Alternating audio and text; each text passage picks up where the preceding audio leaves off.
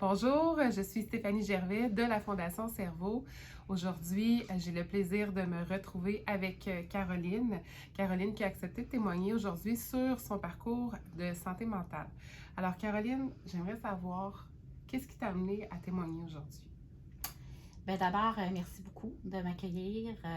Ça me fait vraiment plaisir d'être ici. Dans le fond, ce qui fait que j'ai voulu, en fait, que j'ai accepté l'invitation, c'est que je veux témoigner. Je veux montrer aux gens qu'on peut souffrir, on peut avoir des enjeux au niveau de la santé mentale, mais il y a moyen de s'en sortir, il y a moyen d'apprendre à vivre avec la maladie, puis aussi de démontrer aux gens qu'il y a moyen d'avoir une belle vie, autant personnelle que professionnelle. Donc, c'est vraiment important pour moi de le démontrer aux gens cette possibilité-là. Je veux donner de l'espoir. Je veux vraiment que les gens sentent que, OK, elle a souffert, cette personne-là. Elle a eu des périodes sombres, des périodes difficiles, mais voici où elle en est aujourd'hui. Donc, c'est ça mon but. C'est de vraiment avoir une visibilité pour me faire connaître mon histoire et que les gens disent: Ah oui, c'est elle là, qui souffre d'anxiété généralisée, tout ça, puis qui a vécu des choses difficiles, mais là, tu sais, ça va bien. Puis c'est ça que je veux que les gens retiennent. Et c'est pour ça que je suis ici aujourd'hui. Bien, merci à toi d'être un acteur de changement. On le sait qu'on en a besoin. Dans le cas de la santé mentale, c'est hyper important. Euh, Toi, tu as commencé à souffrir d'anxiété, tu avais 6 ans. Puis aujourd'hui, tu es dans la quarantaine. Ouais. Donc, pendant toutes ces années-là, il y a un parcours avec des hauts et des bas. Tu pourrais-tu me partager les grandes lignes de ce parcours-là?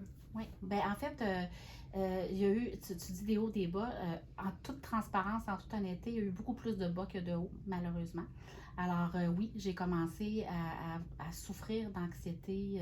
Maintenant, je peux le dire, je faisais de l'anxiété généralisée.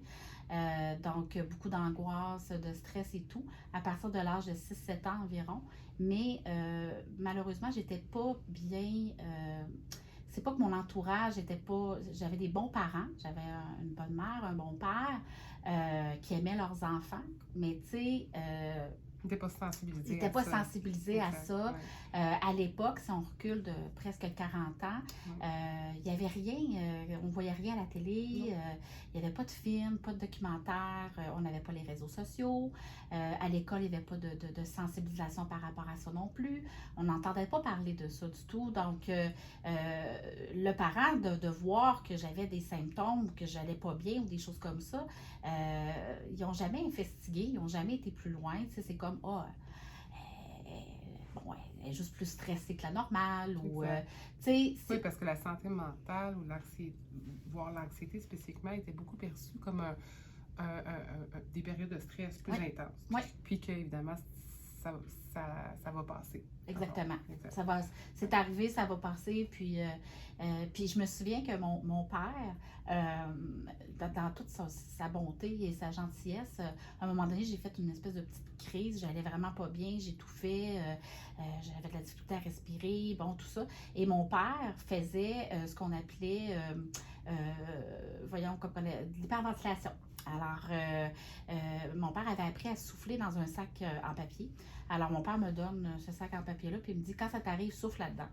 Donc, ça, c'est un outil qu'on m'a donné qui n'était pas du tout fait pour moi parce que je ne faisais pas d'hyperventilation. Mais à l'époque, je ne le savais pas. Puis mon père me disait: souffle dans le sac à papier.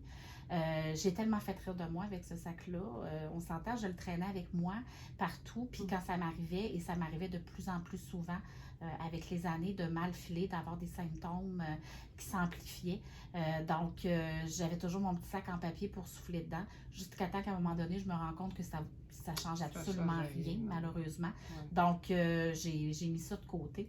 Alors, donc, j'ai pas été vraiment supportée, si je peux dire. J'ai pas eu personne qui m'a dit « Hey, tu devrais faire ça ou un parent qui m'a accompagnée, qui m'a soutenue, qui m'a réconfortée. J'étais vraiment toute seule. Tu as vécu beaucoup d'isolement dans tout Absolument. ça pendant toutes ces années-là. Puis Oui. c'est lourd, hein? C'est très lourd. Ouais.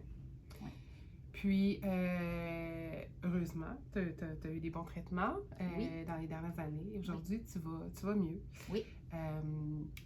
C'est quoi les outils que tu as développés justement pour poursuivre dans cette belle ligne-là? Bien, je suis contente que tu dises le mot outil parce que je me suis fait un coffre à outils. Il est rempli. Je suis vraiment très fière, très contente. Dans le fond, j'ai fait, entre autres, j'ai été hospitalisée en psychiatrie. Ici, à l'Institut universitaire en santé mentale. Oui, absolument, et qui a été vraiment, qui a changé ma vie positivement. Puis, on m'a pris en charge et tout. Et quand je suis sortie de l'hôpital, on m'a offert de faire une thérapie cognitivo-comportementale qui se faisait ici à l'Institut de jour. Donc, j'allais dormir chez moi et le jour, je revenais ici faire cette thérapie-là, on était plusieurs.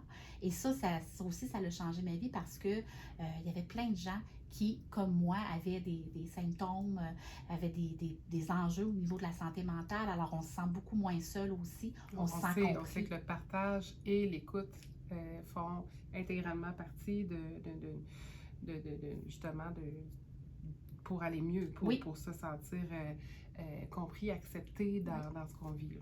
Ouais. Oui, et là, c'est là aussi que j'ai accepté la maladie. Donc, j'ai accepté de vivre, d'apprendre à bien vivre avec la maladie.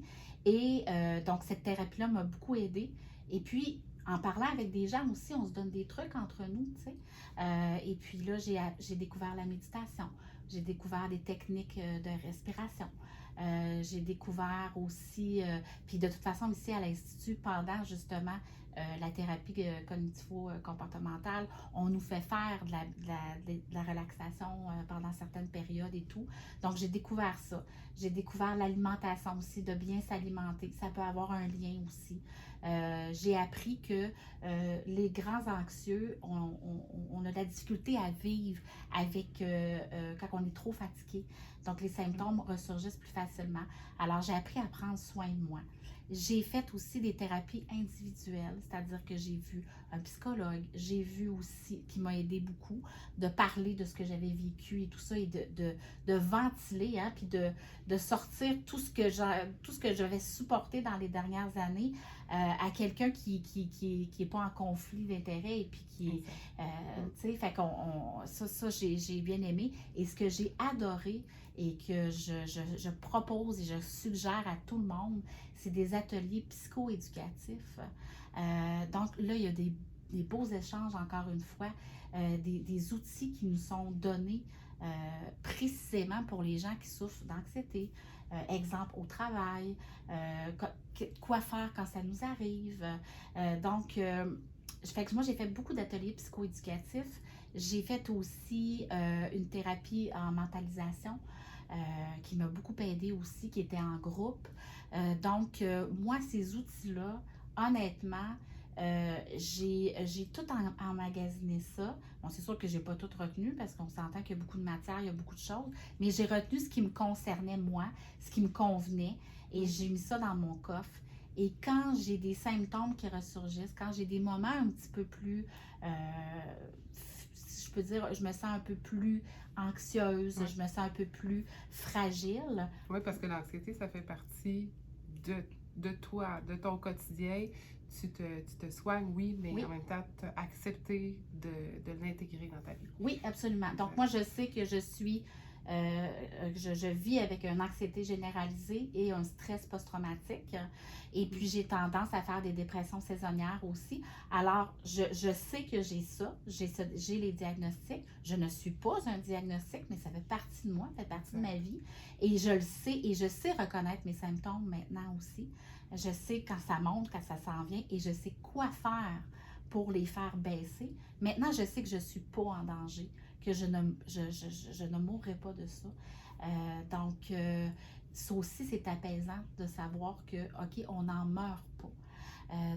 Ça, je l'ai appris aussi. J'ai vraiment un beau coffre Et je souhaite à tout le monde d'avoir ce coffre à outils-là.